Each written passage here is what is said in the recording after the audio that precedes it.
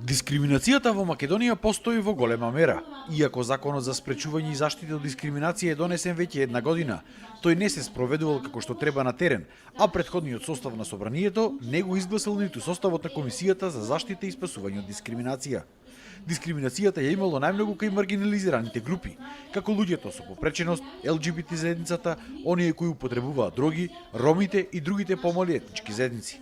Овие податоци беа денеска изнесени на јавната трибина во Прилеп, која што ја организираше мрежата за заштита од дискриминација, која што пак ја промовираше новата национална кампања "Дискриминацијата завршува со мене". Ромите се секаде дискриминирани. Првено кога ги видите училиштата, станува збор за сегрегација во образованието, со самото тоа што ќе видите дека ромите најчесто во сите општини живеат во периферни места во градовите, немаат пристап до соодветно домување, немаат пристап до вода за пиење и други комунални услуги, ни покажува дека станува збор за системска дискриминација. Луѓето со попреченост се секако дискриминирани и во пристапот за вработување, до пристапот до добра и услуги и од приватниот и од здравствениот сектор и од јавниот сектор. ЛГБТ луѓето страдаат од стигма и дискриминација со самото тоа што некој не може отворено да живее во еден град и да ја каже својата сексуална ориентација, ни кажува дека некој се плаши од стигма, од дискриминација, од исклучување, па дури и од насилство кое што често се случува.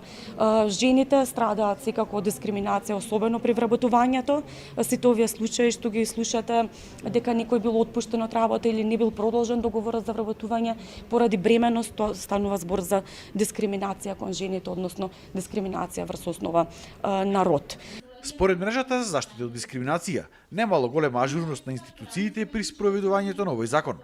Сметаат дека за да се охрабрат луѓето да пријавуваат дискриминација, требало пред се да слушнат некој позитивен пример, дека е реши некој случај и дека човек кој што пријавил повеќе не се соочува со дискриминација. Ажурноста на институциите и не е така на високо ниво, бидејќи секој има проактивна обврска да го спроведува законот, со тоа што треба да се превземаат конкретни мерки да се инвестира во еднаквоста.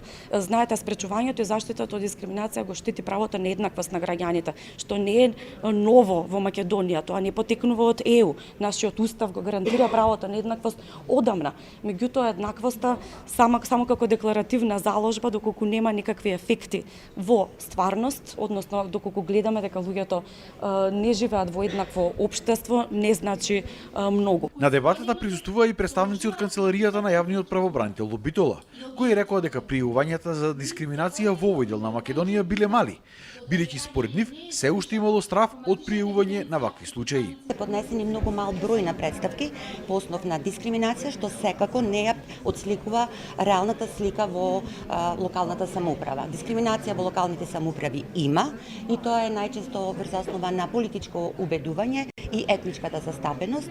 Најповеќе по овие основи се поднесуваат представки, поточно се разговара во подрачните канцеларии после секој изборен процес, заради тоа што вработените во општинските администрации сметаат дека невработувањето, распоредувањето на друго работно место, непродолжувањето на договорите склучени на определено време, се по основ на нивно политичко убедување, односно нивната припадност кон опозицијската партија која што во моментот е во локалните власти. За да се зголемело пријавувањето на дискриминација, според канцеларијата на јавниот правобранител, требало да се намали стравот на граѓаните од можни поголеми последици од дискриминаторот, да се зголеми едуцираноста за тоа кои се случаи се сметаат точно за дискриминација и општинската администрација требало да се обучи за да се намали степенот на дискриминација кој што некои службеници го правеле секојдневно, намерно или ненамерно во своето работење.